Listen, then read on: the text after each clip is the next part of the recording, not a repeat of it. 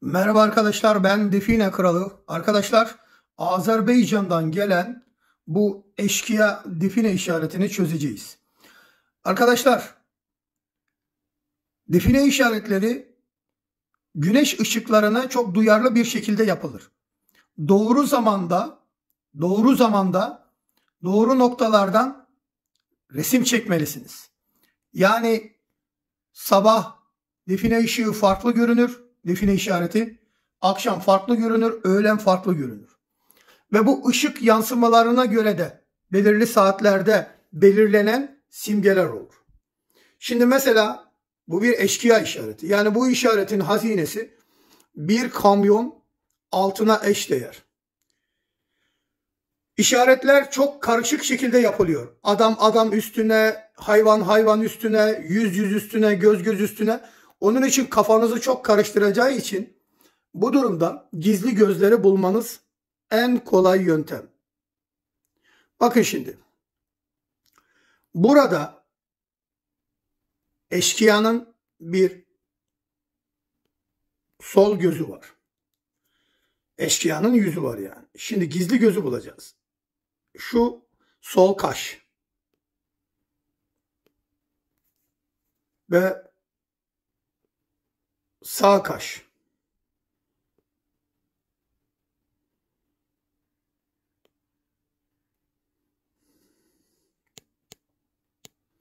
Evet, eşkıyanın burada gizli yüzü var. Şu sol göz.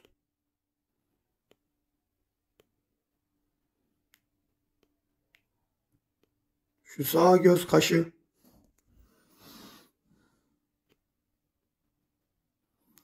Şu ağzı. Tombul bir adam var. Bakın, tombul bir adam. Şapkası da böyle.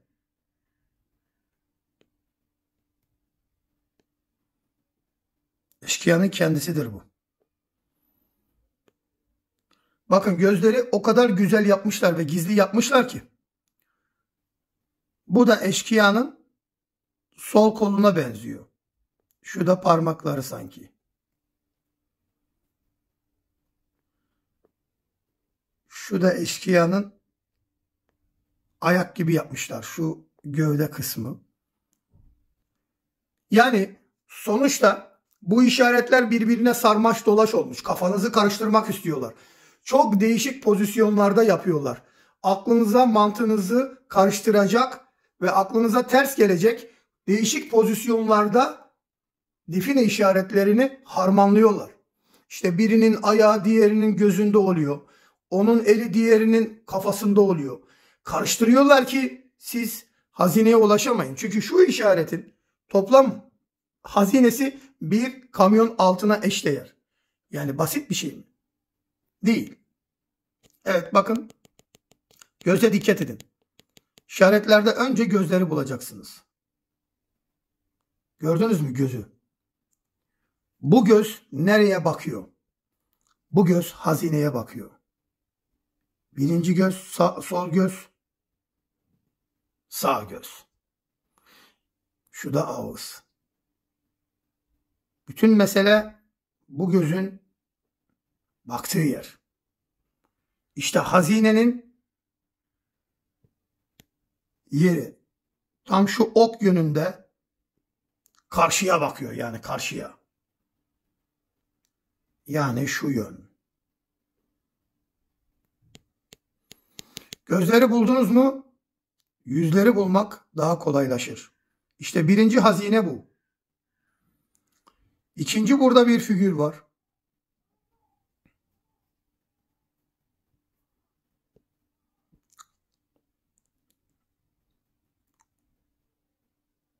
Burada bir baş parmak var.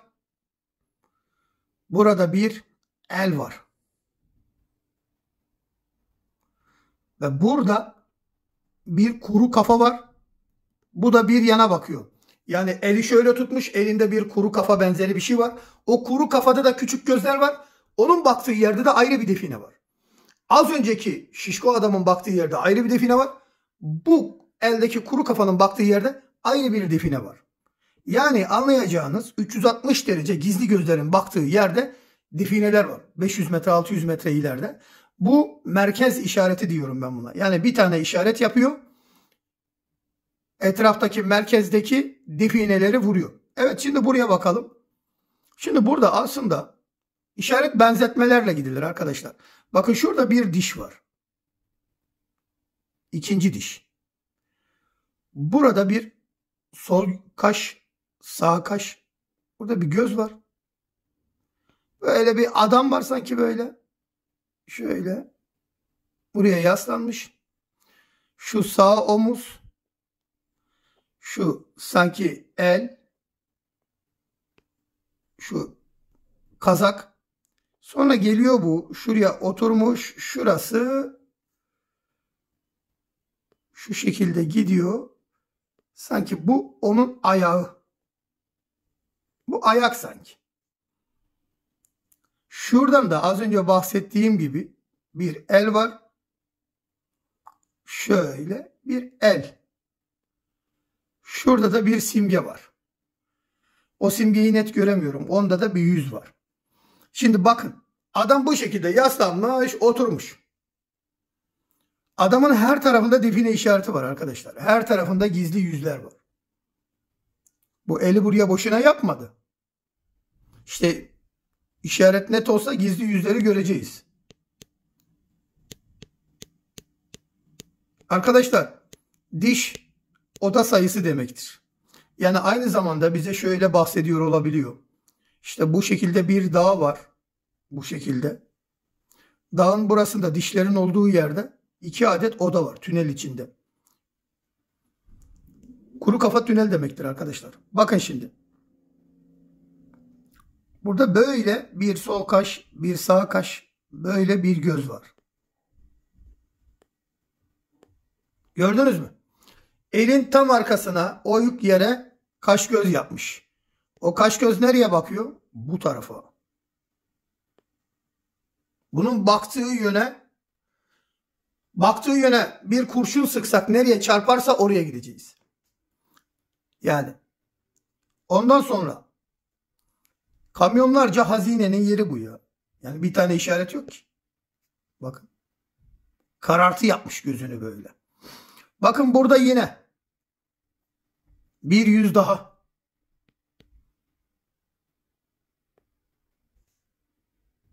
Gözü gördünüz mü? Ağız. Az önceki adamın ayağı geldi, sol el oldu. Bakın bu sol el işaret parmağı. Bu bilek. Bakın göz.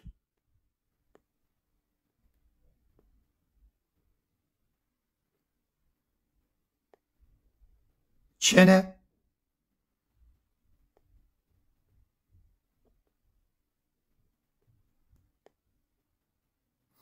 Yani şöyle yapmış. Resmime bakın. Şöyle yapmış. Bunun baktığı yere gideceğiz. Ayrı bir define var orada. Gördünüz mü? Az önceki adamın ayağı geldi, başka birinin yüzü oldu. Birinin eli oldu.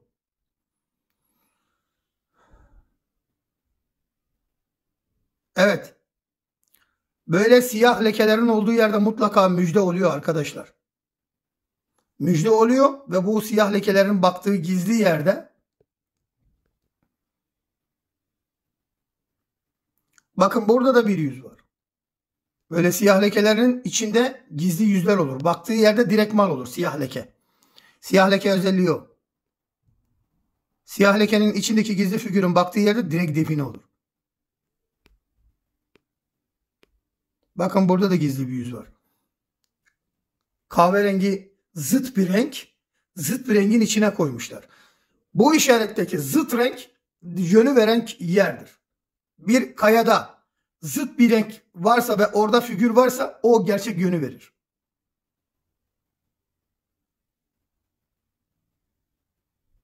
Bakın buraya taş yapıştırmışlar. Gördünüz mü? Yalnız arkadaşlar işaretleri değişik saatlerde çekin. Aynı işaretleri. O zaman göreceksiniz ki görünmeyen bazı işaretlerin de gün yüzüne çıktığını göreceksiniz. Yani bakın burada da gizli yüz var. Yani yüz içine girmiş. Hazine büyük olunca.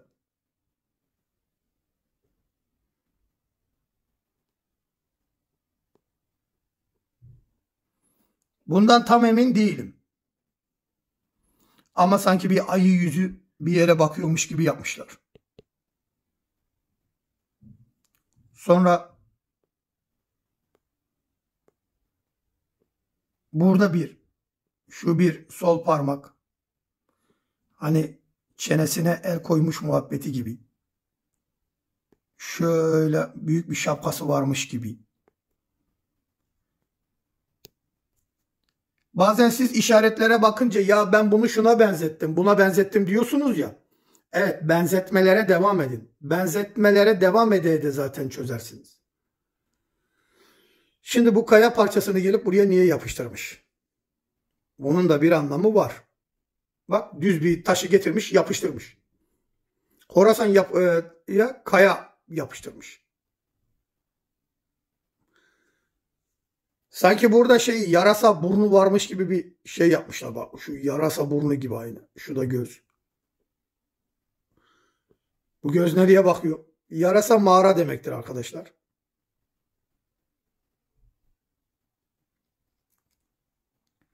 Şunu böyle sanki bir öküz gibi değil mi arkadaşlar? Böyle. Şu da ağzı. Şu boynuz kısmı. Bir öküz. Sanki bir öküze benzetmişler değil mi? Böyle boynuzu bükülmüş. Boynuzu bükülmüş bir öküze benzetmişler. Şurada da gizli yüz olabilir. Burada da gizli yüz olabilir. Resim çok uzak.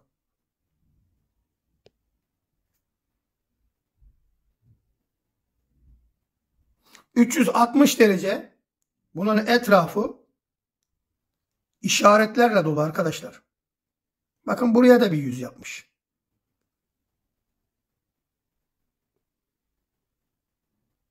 Yamuk bir yüz.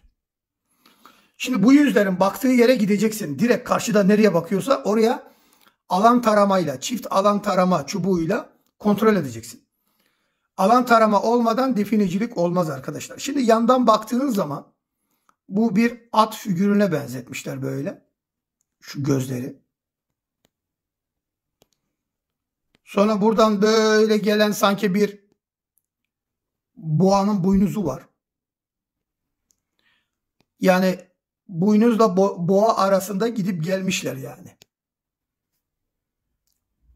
Bazen define işaretini ata benzetmeye çalışıyorlar da biraz boğaya benziyor. İnsana benzetmeye çalışıyorlar da biraz gorile benzeyebiliyor yani. Sonuçta profesyonel, her şey profesyonel olmaz. Evet, bu bir el arkadaşlar. Bu da serçe parmak. Sağ elin. Evet. Burada gizli bir yüz var. Şöyle şapkası olan bir eşkıya. Bu el. Şu tırnaklar. Nereye bakıyorsa gidip bakmak lazım. Gördünüz mü? Bu Horasan taş yapıştırma bir elmiş.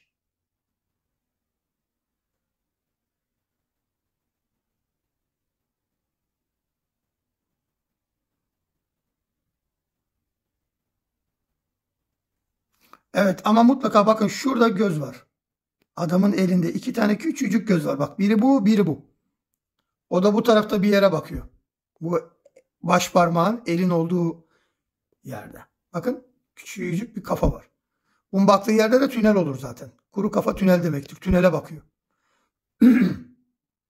Evet arkadaşlar. Azerbaycan'da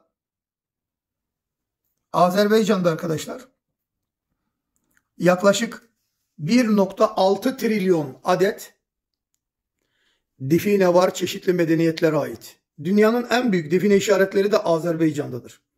Yani sonuçta buradan şunu anlıyoruz. Burada eşkıyaların 50 kamyon, 100 kamyon hazinesi var. Bu define işaretinin olduğu bölgede. Sadece eşkıyaların, diğer medeniyetler hariç. Yani Azerbaycan tam bir define hazine yatağı. Azerbaycan halkına kucak dolusu sevgilerimi, saygılarımı sunuyorum. Azerbaycan halkı bilsin ki benim ikinci devletim Azerbaycan'dır. Onlara zenginlik diliyorum. Demokrasi diliyorum. Cumhuriyet diliyorum. Kendinize çok çok iyi bakın. Allah'a emanet olun. Hoşça kalın.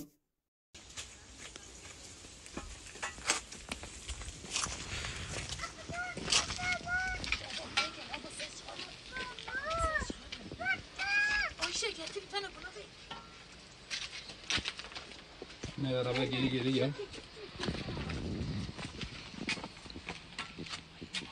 Dur. Evet arkadaşlar. Şimdi bir pilli bir de pilsiz şu kemikte test yapacağız. Burada bir adet pil var. Yaklaş şöyle mandalını şuraya takalım.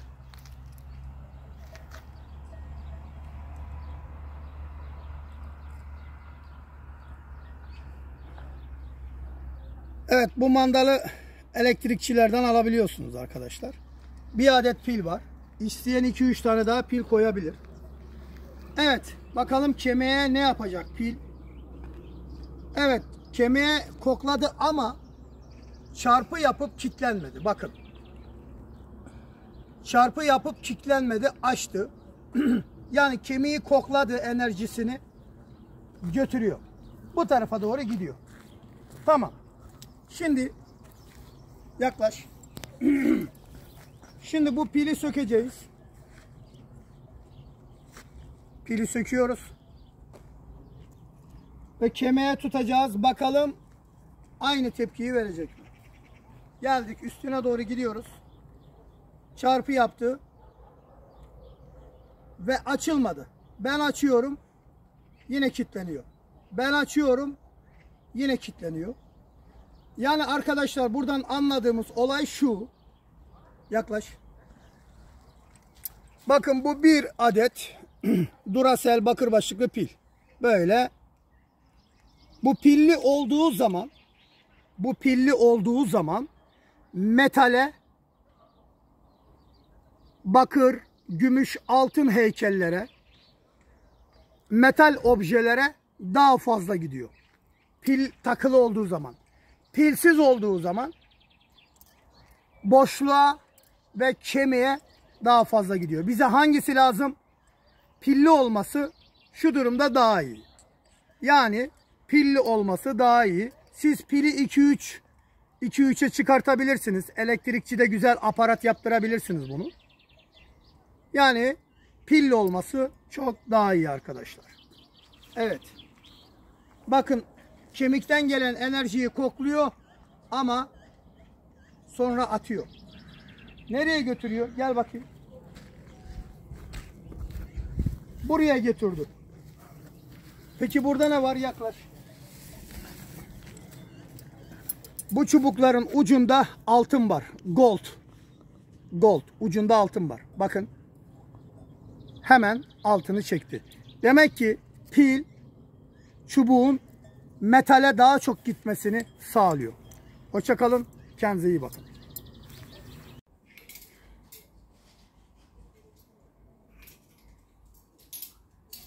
Merhaba arkadaşlar. Ben Define Kralı.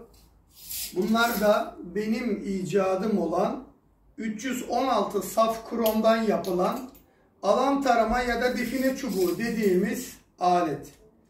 Şimdi definecilikte neden alan tarama, çift alan taramayı tercih ettim ve bunu geliştirdim? Çünkü alan taramada 300-500 metre ilerideki bir yüzüğü dahi bulabilirsiniz. Aynı zamanda alan taramalarda derinlikte, yani ne kadar kazarsan kaz o kadar gaz yaydığı için derinlikte sınır olmaz. Yani 10 metreye de gömseniz, 50 metreye de gömseniz herhangi bir objeyi alan taramada orası gaz yaydığı için toprağı kazdığınız için, gaz yaydığı için alan taramada derinlikte define bulmakta sıkıntı çekmez. Önemli olan bu alan taramanın 8 ana hareketi var. Bunları bilmeniz gerekiyor. Kasa hareketi, derinlik alma hareketi, tünel hareketi, oda hareketi, duvar hareketi, X hareketi, mezar hareketi, lahit hareketi, toprak altı define işareti, çubuk hareketi. Öncelikle en önemli olan şey ise alan taramayı doğru tutmaktır. Alan tarama doğru tutuş pozisyonu budur. Arada yaklaşık 35 santim fark olacak. Buraya baskı yapmayacak. İkisi eşit tutacaksınız ve göbekten bir karış uzakta tutacaksınız. Yani şu şekilde. Alan taramanın önü aşağı düşecek, fazla düşmeyecek. Amaç dengede tutacak şekilde alan tarama bu şekilde tutulması gerekiyor. Doğru tutuş. Yani doğru tutuş. Şu an alan tarama bir aramaya geçti. Onun için hareket ediyor. Yani bakın aramaya geçti. Benim yürümemi bekliyor. Siz yürüdükçe alan tarama kanınızın hızlanmasıyla birlikte daha iyi enerji alır ve hedef bulmak için dönmeye başlar. Evet arkadaşlar. Alan tarama insan enerjisiyle çalışır ama insan enerjisinin vücudunda 2 voltluk elektrik varsa buraya 10-12 voltluk akü bağlayabilirsiniz. Dijital akü. Aküyü de buraya bağlayarak alan taramanın gücünü arttırabilirsiniz.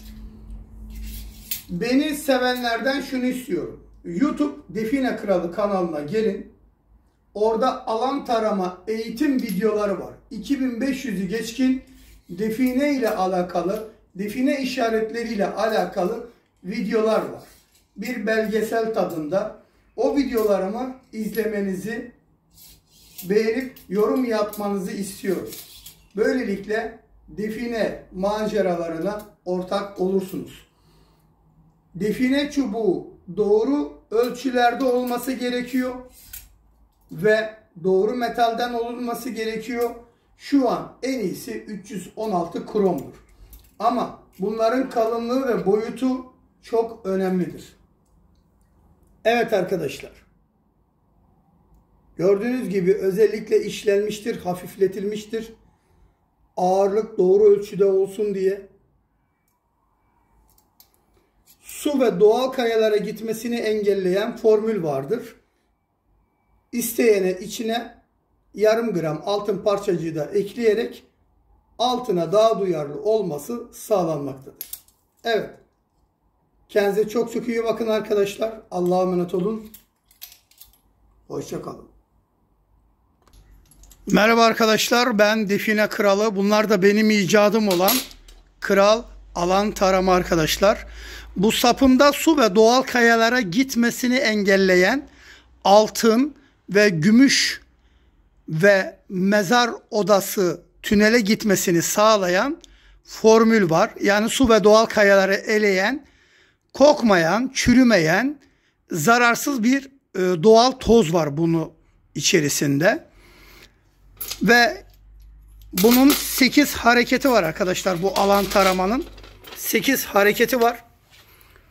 Derinlik alma hareketi, kasa hareketi, oda hareketi, tünel hareketi. Bunları bildiğiniz zaman define bulmak çok çok daha basit olur. Yani doğru define çubuğuyla ve bunun doğru hareketleriyle define bulmak çok çok daha basit. Yani kazmadan altta define var mı yok mu, varsa kaç metre derinlikte, bunu anlamanın yolu var. Bunun adına da geri adım atarak derinlik alma hareketi var. İşte define çubuğunun 8 hareketini öğrenmek için YouTube'a alan tarama 8 hareketi yazın. Oradaki videolarımı izleyin arkadaşlar. Bu 316 kromdan yapılmıştır. Dolu çubuktur. Gördüğünüz gibi ağırlığı ve boyu simetrik olarak yapılmıştır. Olması gereken boyda ve ağırlıktadır. Toplam ağırlığı 450 gramdır. Dolu krom çubuktur. İşlenmiştir. Gördüğünüz gibi dünyanın en iyi alan taramasıdır. Bunu aldığınız zaman definecilikte rahat rahat definecilik yapabilirsiniz. Yani 100 dolara rahatlıkla definecilik yapabiliyorsunuz. Başka bir şeye ihtiyacınız yok.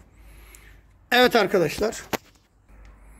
Kendinize çok çok iyi bakın. Hepinizi YouTube Define Kralı kanalına da bekliyorum. Gelip abone olursanız sevinirim. Hoşça kalın. Şimdi arkadaşlar, içinde metal olsaydı bize çarpı yaptığımız zaman duvarla aynı derinliği verirdi. Şimdi içine metal atacağız. İçine metal atacağız. Ve şimdi derinlik verecek bize. Bunu define gibi görecek. Şimdi kuyuyu çek, ben atacağım. Çek kuyunun dibini. Telefonu kuyunun dibine getir. Getirdin mi? Evet, atıyoruz şimdi.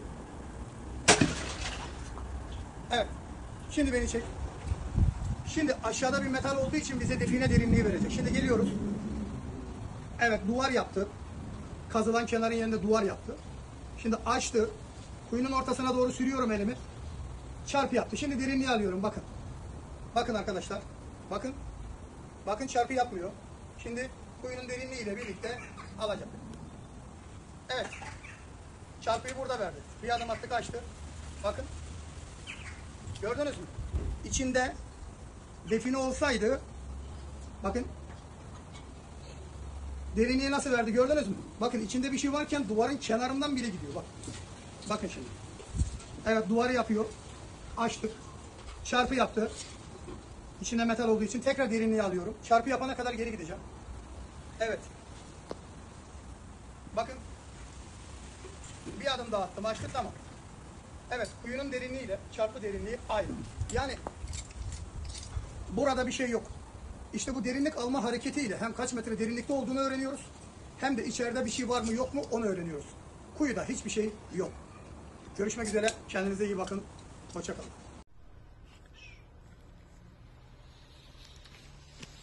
Giri.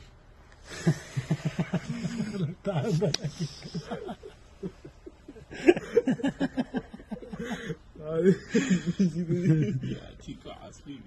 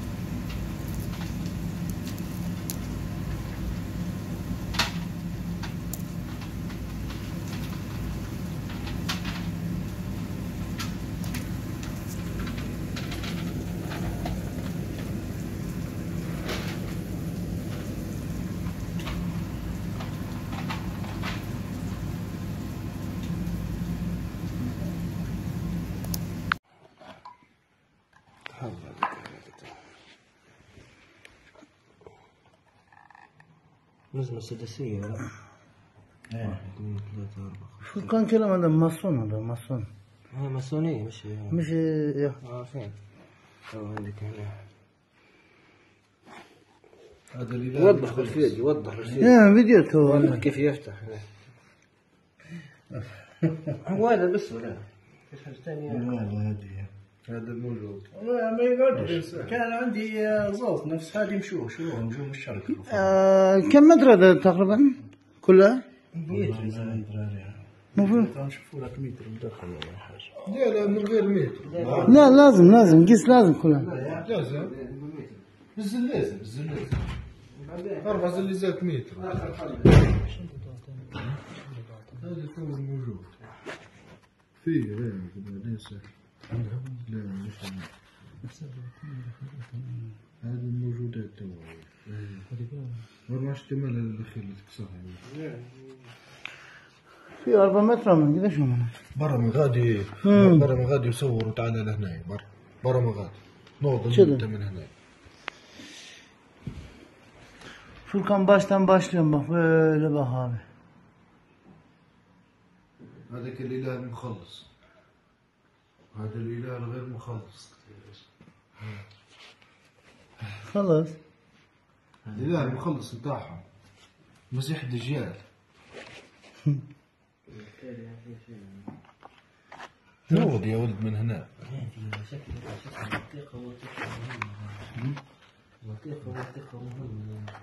Güzel ama. كتاب كبير هذا Tamam koyacağız. Cilt. شايف مش عارف جلد شنو زي زنبرة عارفه. ممكن يكون زنبرة فوق عارف فوق. مش جلد دفع هذا عارف زنبرة زنبرة يا جماعة.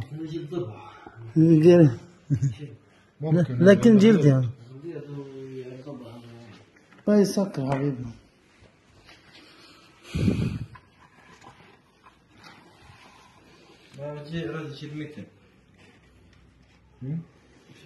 مش موضوع المتر حوالي 5 حوالي مغادي لهنا غير شوية كم الإسلام بروح لا لا لا.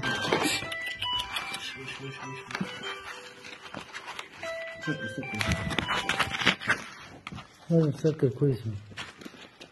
سمعت شوي سكر سكر. شوية خلينا نقدر نكمل اضغطها كويس نطلع بيه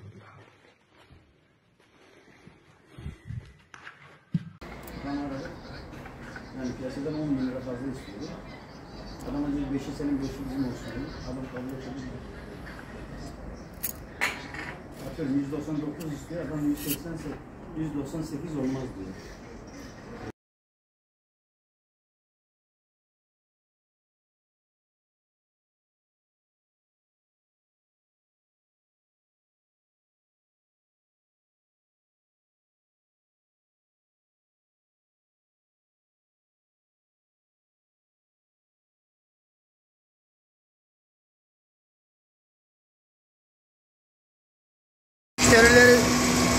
Müşteriler nasıl yapıldığını görsün. Bunu da böyle buraya kadar tıraşlayacağız. Evet.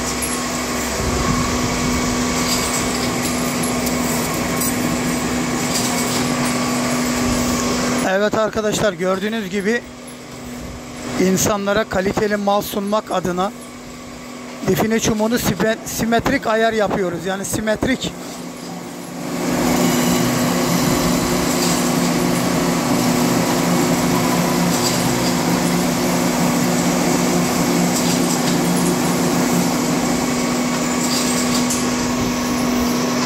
Ustamız da Rizelidir ha. Rize'ye selam.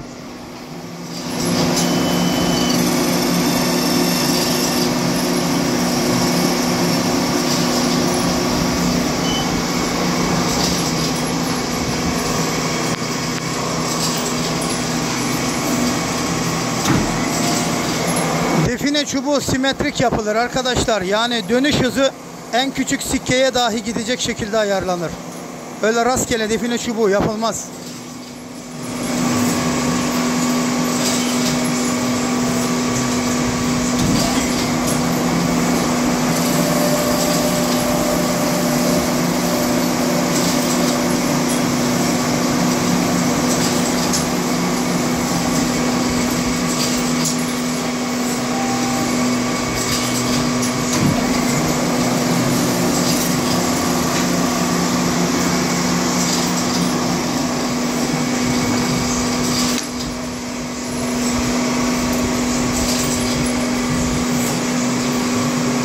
Ver bakayım ustam.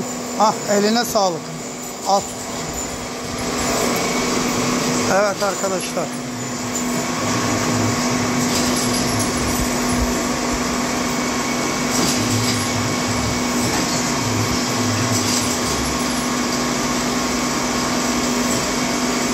Harika oldu.